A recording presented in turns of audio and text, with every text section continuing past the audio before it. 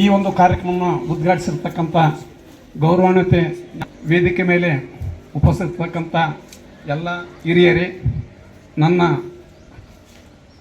ಆತ್ಮೀಯ ಶಿಕ್ಷಕ ವೃಂದದವರೇ, ಮುದ್ದು ಮಕ್ಕಳೇ, ಇವತ್ತಿನ ದಿನ ಈ ಒಂದು ಕಾನೂನು ಅರಿವು ನೆರವು ಕಾರ್ಯಕ್ರಮದ ಅಂಗವಾಗಿ ನನಗೆ ನೀಡಿರುವಂಥ ವಿಷಯ ರಾಷ್ಟ್ರೀಯ ಕಾನೂನು ಸೇವಾ ದಿನಾಚರಣೆ ಬಗ್ಗೆ ಮಾತಾಡಲಿಕ್ಕೆ ಇಷ್ಟಪಡ್ತಾ ಇದ್ದೀನಿ.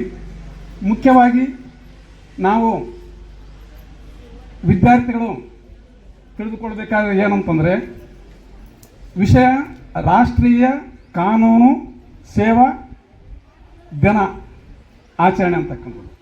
ಇದನ್ನು ನಾವು ನಮ್ಮ ದೇಶದಲ್ಲಿ ಪ್ರತಿ ವರ್ಷ 9ನೇ ತಾರೀಕು ನವೆಂಬರ್ ರಂದು ಆಚರಣೆ ಮಾಡ್ತಾ ಇದ್ದೀವಿ. ಇವತ್ತು 9 ಅಲ್ಲ 14. ಇದು ಯಾಕಂತಂದರೆ ಇವತ್ತು ಆಚರಣೆ ಮಾಡೋ ಉದ್ದೇಶ ಏನಂತಂದರೆ, 9ನೇ ತಾರೀಕು ರವಿವಾರ ಬಂತು, ಆನಂತರ ಈ ಒಂದು ಮಕ್ಕಳ ದಿನಾಚರಣೆ 14 ಕೂಡಿ ಬಂತು.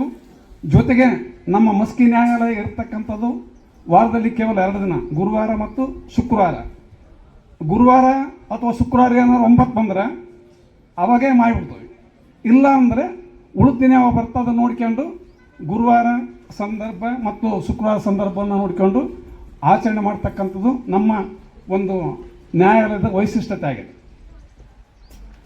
ಈಗ ರಾಷ್ಟ್ರೀಯ ಕಾನೂನು ಅಂದರೆ ಏನಂದರೆ, ಮೊದಲು ರಾಷ್ಟ್ರ ಅಂದರೆ ಏನಂತಕ್ಕಂಥದ್ದು ಬೇಕಾಗುತ್ತೆ.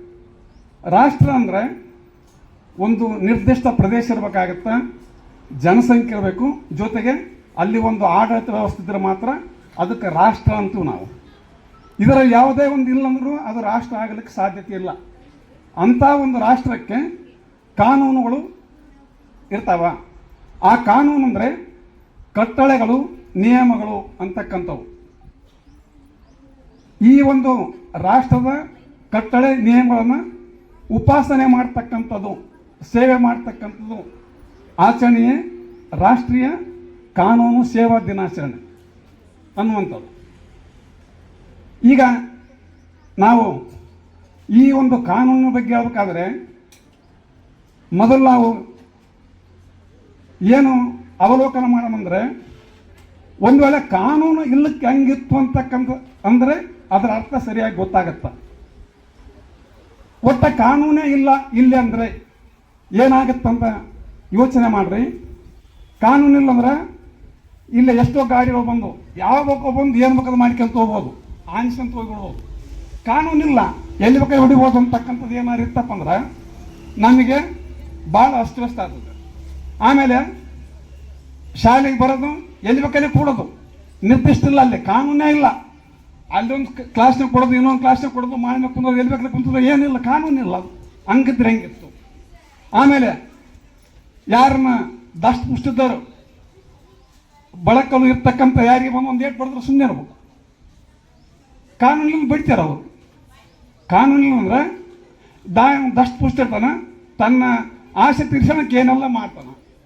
ಹಂಗಾದ್ರೆ ನಮ್ಮ ಬದುಕು ಹೆಂಗ ಅಂತಕ್ಕಂಥದ್ದು. ಕಾನೂನು ಇಲ್ಲದೆ ಇದ್ರೆ ನಾವು ಬದುಕಲಿಕ್ಕೆ ಸಾಧ್ಯತೆ ಐತೋ ಇಲ್ಲೋ, ಅಥವಾ ಕಾನೂನು ನಮಗೆ ಬೇಕೋ ಬೇಡವೋ ಅಂತ ಬರುತ್ತೆ. ಕಾನೂನು ಇಲ್ಲದೆ ಇದ್ರೆ ನಾವೆಲ್ಲ ಸರಿಯಾಗಿ ಬದುಕಲಿಕ್ಕೆ ಇದು ಏನು ಅವಕಾಶಗಳನ್ನೇ ಇರ್ತಿರಲಿಲ್ಲ. ಅಷ್ಟೊಂದು ಅನ್ಯಾಯ, ಭ್ರಷ್ಟಾಚಾರ ಕಾನೂನು ಇದ್ದರೆ ನಡೀತಾವ, ಇಲ್ಲಕ್ಕೆ ಮತ್ತು ಹೆಚ್ಚಿಗೆ ಆಗ್ತವೆ.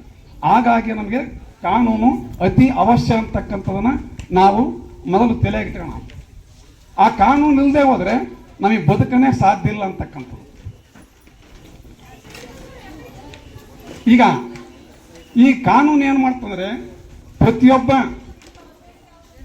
ನಾಗರಿಕರಿಗೂ ಸಮಾನ ಅವಕಾಶವನ್ನು ಕಲ್ಪಿಸಿ ಅವರ ಜೀವನವನ್ನು ಬೆಳಗಲಿಕ್ಕೆ ಅವಕಾಶ ಕೊಡ್ತಕ್ಕಂಥ ವ್ಯವಸ್ಥೆಯೇ ಕಾನೂನು. ಪ್ರತಿಯೊಬ್ಬ ನಾಗರಿಕರು ಸಮಾನ ಅವಕಾಶದಲ್ಲಿ ಎಲ್ಲ ಅವಕಾಶಗಳನ್ನು ಸರಿಯಾಗಿ ಉಪಯೋಗಿಸಿಕೊಂಡಲು ಬದುಕಲು ನಿರ್ವಹಿಸುವಂಥ ವ್ಯವಸ್ಥೆಯೇ ಕಾನೂನು. ಅಂಥ ಒಂದು ಕಾನೂನು ನಮ್ಮ ದೇಶದಲ್ಲಿ ಇದೆ. ಹಾಗಾಗಿ ನಾವು ಇವತ್ತಿನ ದಿನ ಎಲ್ಲರೂ ಸರಿಯಾಗಿ ಅಥವಾ ಸುಖವಾಗಿ ಬದುಕಲಿಕ್ಕೆ ಸಾಧ್ಯತೆ ಐತೆ. ಹಾಗಾಗಿ ಕಾನೂನು ನಮಗೆ ಬೇಕು ಅಂತಕ್ಕಂಥದ್ದು. ಕಾನೂನು ಏನು ಮಾಡುತ್ತಂದ್ರೆ ಸರಿಯಾಗಿ ಇರದೇ ಇರ್ತಕ್ಕಂಥ ಏನಾದ್ರು ಕೆಲಸ ಕಾರ್ಯಗಳನ್ನು ಯಾರಾದ್ರು ಮಾಡಿದರೆ ಅವ್ರಿಗೆ ಶಿಕ್ಷೆ ಕೊಡುತ್ತಾ. ಒಂದು ಕಥೆಯ ಮೂಲಕ ಹೇಳಕ್ಕೆ ಇಷ್ಟಪಡದೆ ಅಂದರೆ, ಒಬ್ಬನು ಕುರಿ ಕಾಯುತ್ತಿದ್ದ. ಅವನು ದಿನಾನು ಕುರಿ ಕಾಯುವಂಥ ಕೆಲಸವನ್ನು ನಿರ್ವಹಿಸ್ತಿದ್ದ. ದಿನ ಮಾಡುತ್ತೆ ಅಂತ ಎಲ್ಲಿ ಹೋಗ್ತಂದ್ರೆ ಕುರಿಗಳನ್ನ ನೋಡಿಕೊಂಡು ಕಾಡಿಗೆ ಹೋಗ್ತದ್ದ, ಮೇಯಿಸ್ತದ್ದ, ಬರ್ತದ್ದ. ದಿನ ಬರೋದು, ಮೇಯಿಸೋದು, ಊಟ ಮಾಡೋದು, ಮಲಿಕೊಳ್ಳೋದು, ಈ ರೀತಿ ಮಾಡ್ತಿದ್ದ. ಒಂದು ದಿನ ಏನಾಯ್ತು, ಅವನಿಗೆ ಕುರಿ ಕಾಯುವಂಥ ವೇಳೆಯಲ್ಲಿ ಆ ಅರಣ್ಯದಲ್ಲಿರುವಾಗ ಅಲ್ಲಿ ಸುತ್ತನ ಕಡೆ ರೈತರು ನೋಡಿದ. ಎಲ್ಲರೂ ರೈತರು ತಮ್ಮ ತಮ್ಮ ಹೊಲಗಳಲ್ಲಿ ಕೆಲಸ ಮಾಡ್ಕೊಂತ ಇದ್ರು. ಅವನಿಗೊಂದು ಸ್ವಲ್ಪ ಚೇಷ್ಟೆ ಮಾಡ್ಕೊಂತ ಅನಿಸ್ತಿ, ಏನು ಮಾಡೋಣ ಸ್ವಲ್ಪ ನೋಡಂತೇಳಿ ಅಂತಂದು ಹುಲಿ ಬಂತಪ್ಪೋ ಹುಲಿ ಅಂತ ಕೂಗು ಕಚ್ಚಿಬಿಟ್ಟವನು. ಹುಲಿ ಬಂತಪ್ಪೋ ಹುಲಿ ಅಂದ್ಗಳಿಗೆ ಎಲ್ಲರಿಗೆ ಏನಾಗ್ಬಿಡ್ತಿ, ಎಲ್ಲಿ ಅಂತ ಅವ್ನು ಕೂಗೋದು ನೋಡ್ತಾರೆ, ಎಲ್ಲೇ ಬಂದಿರ್ಬೇಕು ಅವ್ನು ಕೂಗ್ತಾನೆ ಅಷ್ಟೊಂದು ಮೇಲೆ ಹಂಗೆ ಅಂತ ತಿಳ್ಕೊಂಡು ಹೊಲ್ದಾಗಿದ್ದರು ತಮ್ಮ ತಮ್ಮ ಕೈಯಾಗಿರೋ ಕೊಡ್ಲಿ, ಆರಾಗಲಿ, ಕೋಲಾಗಲಿ ಅವೆಲ್ಲ ಹಿಡ್ಕೊಂಡು ಓಡಿ ಓಡಿ ಬಂದರು ಅವನ ಹತ್ರ. ಅವನೇ ಮಾಡಿದ, ಇವ್ರನ್ನೆಲ್ಲ ನೋಡಿ ನಕ್ಕ. ಅವ್ರಿಗೆ ಗೊತ್ತಾಯ್ತು ಇವನು ನಮಗೆ ಚೇಷ್ಟೆ ಮಾಡ ಅಂತಕ್ಕಂಥದ್ದು. ಹಂಗೆ ತಿಳ್ಕೊಂಡು ಏನು ಮಾಡಿದ್ರು, ಅವನು ಸುಡುಗಾಡದನಪ್ಪ, ಇವನು ಹಾಳಾಗೋರ್ಬಿಡಂತಂದ್ರು. ಅವ್ನು ನಗ ಕಚ್ಚಿದ. ಇವ್ರು ಮತ್ತೆ ಒಳ್ಳೆ ತಮ್ಮ ತಮ್ಮ ಹೊಲಗಳಲ್ಲಿ ಹೋಗಿ ಕೆಲಸ ಮಾಡ್ಕೊಳಕ್ಕೆ ಕುಂತರು. ಈ ರೀತಿ ದಿನ ಅವನು ತನ್ನ ಕೆಲಸ ಮಾಡ್ಕೊಂತಿರುವಾಗ ಮತ್ತೆ ಕೆಲವು ದಿನಗಳ ನಂತರ ಹೊಲಕ್ಕೆ ಹೋದಾಗ ಏನಾಗಿರ್ತಿ, ಕರೆ ಒಂದು ಹುಲಿ ಬಂದ್ಬಿಡ್ತಿ. ಕಂಡವನಿಗೆ ಕಂಡಾಗ ಏನು ಮಾಡ್ದ, ಮತ್ತೆ ಹುಲಿ ಬಂತಪ್ಪ ಹುಲಿ ಅಂತಂದು ಎಗರಾಡಿ ಒದ್ರ ಅತಿ ಜೋರಾಗಿ ಒದರಾಡಕ್ಕೆ ಹಚ್ಚಿದ. ಅಲ್ಲಿರ್ತಕ್ಕಂಥ ರೈತರು ಹೊಲ್ದಾಗ ಇರ್ತಾರಲ್ಲ, ಅವ್ರು ಏನು ಮಾಡಿದ್ರು, ಇವನು ಹಂಗೆ ಮಾಡಿದ್ನಲ್ಲ ಅವತ್ತು ನಕ್ಕನಲ್ಲಪ್ಪ, ನಗ್ಲು ಬಿಡು ಅವ್ನು ಮತ್ತೆ ನಗವೇ ನಮ್ಮನ್ನು ನೋಡಿ ಅಂತ ಅಲ್ಲಿ ತಮ್ಮ ಹೊಲ್ದಾಗ ಅಲ್ಲೇ ಇದ್ದು ಬಿಟ್ರು. ಅದು ಕರೆಯೊಂದು ಹುಲಿ ಆಯಿತು. ಬಂತು, ನೋಡ್ತಿ, ಇವನ್ನ ಕ್ಯಾಚ್ ಮಾಡ್ತಿ, ಅವನು ತಿಂತು, ಕುರಿಗಳನ್ನು ತಿಂತು ಹೋಗ್ಬಿಟ್ಟು. ಏನಾಯ್ತು, ಅವನು ಸುಳ್ಳು ಹೇಳಿದ್ದಕ್ಕೆ, ಸುಳ್ಳು ಹೇಳಿದ ಸಲುವಾಗಿ ಅವನು ಶಿಕ್ಷೆ ಅನುಭವಿಸಿದ, ಸತ್ತು ಹೋದ. ಹಂಗ ಏನಾದ್ರೂ ಅನ್ಯಾಯ ಆದರೆ ಅಥವಾ ಸುಳ್ಳು ಹೇಳಿದ್ರೆ ಕೋರ್ಟ್ ಏನು ಮಾಡ್ತಾ ಅವನಿಗೆ ಶಿಕ್ಷೆಯನ್ನು ಕೊಡುತ್ತಾ, ಸಮಾಜ ಕೂಡ ಶಿಕ್ಷೆಯನ್ನು ಕೊಡುತ್ತಾ. ಹಾಗಾಗಿ ನಾವು ಏನು ಮಾಡೋಕ್ಕಂದ್ರೆ ನಮ್ಮ ನಡೆನುಡಿಯಲ್ಲಿ ಸತ್ಯವನ್ನೇ ಹೇಳಬೇಕು, ಸುಳ್ಳನ್ನು ಹೇಳಬಾರ್ದು ಅಂತಕ್ಕಂಥದ್ದು. ಇದ್ರ ಜೊತೆಗೇನೆ ಈ ಒಂದು ಶಿಕ್ಷೆ ಮತ್ತು ಸತ್ಯದ ಬಗ್ಗೆ ಹೇಳ್ಬೇಕಂತಂದರೆ ಮುಖ್ಯವಾಗಿ ನಾವು ಮಕ್ಕಳು ತಿಳ್ಕೋಬೇಕಾದ್ದು ಸತ್ಯವನ್ನೇ ನುಡಿದು ಬದುಕಬೇಕು, ಸುಳ್ಳನ್ನು ಹೇಳಬಾರ್ದು ಅಂತಕ್ಕಂಥ ದೃಷ್ಟಿಯಲ್ಲಿ ನಮ್ಮ ಬದುಕು ಸಾಗಿಸಿದರೆ ಅದೇನಾಗುತ್ತಾ, ನಮ್ಮ ಜೀವನದಲ್ಲಿ ಅಳವಡಿಸೋದ್ರಿಂದ ಸಮಾಜಕ್ಕೂ ಉಪಯೋಗ ಆಗುತ್ತಾ, ಎಲ್ಲರಿಗೂ ಉಪಯೋಗ ಆಗ್ತದೆ ಅಂತಕ್ಕಂಥದ್ದು. ಇನ್ನೊಂದು ಕಥೆಯನ್ನು ಹೇಳೋದಾದರೆ, ಒಬ್ಬ ಶ್ರೀಮಂತ ತನ್ನ ಮಗನ್ನ ದೂರದ ದೇಶಗಳಿಗೆ ಓದೋದು ಕಳಿಸ್ಬಿಟ್ಟ. ಅತಿ ಶ್ರೀಮಂತಿದ್ದ ಬೇರೆ ದೇಶಕ್ಕೆ ಮಗನ್ನ ಓದಕ್ಕೆ ಕಳಿಸಿದ. ಭಾಳಷ್ಟು ವರ್ಷಗಳಾದ ನಂತರ ಆ ಶ್ರೀಮಂತರಿಗೆ ವಯಸ್ಸಾಗ್ತಾ ಅವನು ಕೊನೆಗೆ ಸಾಯುವ ಸ್ಥಿತಿಯಲ್ಲಿ ಬಂದಾಗ ಏನು ಮಾಡೋಕಪ್ಪ, ನನ್ನ ಮಗ ಭಾಳ ದೂರದ ದೇಶಕ್ಕೆ ಹೋಗ್ಬಿಟ್ಟು ಓದಕ್ಕೆ, ಸಮೀಪದಾಗಿಲ್ಲ, ಅವನಿಗೆ ನಾನು ಅನಾರೋಗ್ಯದಿಂದ ಇದ್ದೀನಿ ಅಂತ ಹೇಳುವಂಥ ಸ್ಥಿತಿಯಲ್ಲಿ ಕೂಡ ಈಗ ವೇಳೆ ಇಲ್ಲ, ಏನು ಮಾಡೋದು ಅಂತಂದು ಅವನಿಗೆ ಭಯ ಬಂದು ಸಾವು ಸಮೀಪ ಬಂದಂಗೆಲ್ಲ ತಮ್ಮ ಊರಲ್ಲಿಯೇ ನೆಲೆಸಿರುವಂಥ ಒಬ್ಬ ಆತ್ಮೀಯ ನ್ಯಾಯಾಧೀಶರಿದ್ದರು ಅವರಿಗೆ, ಆ ಶ್ರೀಮಂತನಿಗೆ. ಆ ಶ್ರೀಮಂತ ನ್ಯಾಯಾಧೀಶರ ಹತ್ರ ಹೋಗಿ ಹೇಳಿದ, ನನಗೆ ಬದುಕುವಂಥ ಇದು ಏನು ದಿನಮಾನಗಳು ಕಡಿಮೆ ಅನ್ನಿಸ್ತವ, ಅನಾರೋಗ್ಯದಿಂದ ಇದ್ದೀನಿ, ಯಾವಾಗ ಸಾಯ್ತೀನಿ ಗೊತ್ತಿಲ್ಲ, ಈ ವಿಷಯ ನನ್ನ ಮಗನಿಗೆ ಹೇಳುವಂಥ ಸ್ಥಿತಿಯಲ್ಲಿಯೂ ಕೂಡ ನಾನೆಲ್ಲ ತಿಳಿಸುವಂಥ ಸ್ಥಿತಿಯಲ್ಲಿ ಇಲ್ಲ. ಹಾಗಾಗಿ ದಯವಿಟ್ಟು ನಿಮ್ಮ ಮುಂದೆ ನೀವು ಆತ್ಮೀಯರಾಗಿ ಹೇಳ್ತೀನಿ, ನಾನು ಸತ್ತುವ ನಂತರ ನನ್ನ ಸತ್ತ ವಿಚಾರವನ್ನು ನನ್ನ ಮಗನಿಗೆ ತಿಳಿಸ್ರಿ, ಆನಂತರ ನನ್ನ ಆಸ್ತಿ ಎಲ್ಲ ಇಷ್ಟ ಐತೆ, ಆತ ಅಲ್ಲಿ ಹೋದ್ಮೇಲೆ ಕೆಲವೊಂದಿಷ್ಟು ಆಸ್ತಿ ಮಾಡೀನಿ, ಇಷ್ಟೆಲ್ಲ ಆತ ಒಪ್ಸ್ರಿ ಅಂತಕ್ಕಂಥ ಮಾತನ್ನು ಹೇಳ್ದ ಶ್ರೀಮಂತ. ಹೇಳಿ ಕೆಲವು ದಿನಗಳ ನಂತರ ತೀರ್ಕೊಂಡು ಹೋದ. ತೀರ್ಕೊಂಡು ಹೋದಾಗ ಆ ಊರಲ್ಲಿರ್ತಕ್ಕಂಥ ನ್ಯಾಯಾಧೀಶರು ಆ ಮಗನಿಗೆ ಸುದ್ದಿ ಮುಟ್ಟಿಸಿದರು. ಹಿಂಗೆ ನಿಮ್ಮ ತಂದೆ ತೀರ್ಕೊಂಡನ ಬರಬೇಕಂತ ವಿಷಯವನ್ನು ತಿಳಿಸಿದರು. ಅವನೇ ಮಾಡಿದ, ದೂರಿಂದ ಬರುವಂಥ ವೇಳೆಯಲ್ಲಿ ನಡ್ಕ ಒಬ್ಬ ಹಂಗೆ ಕಾಣತಕ್ಕಂಥ ಇರೋದು, ಯಾಕೆ ಅಳತ್ತೀಯಲ್ಲಪ್ಪ ಅಂತ ನಡ್ಕ ಇವರು ಪರಿಚಯ ಇದ್ದರಾಗಲಿ ಪರಿಚಯ ಇಲ್ದರಾಗಲಿ ಕೇಳ್ತಿರ್ತಾರೆ.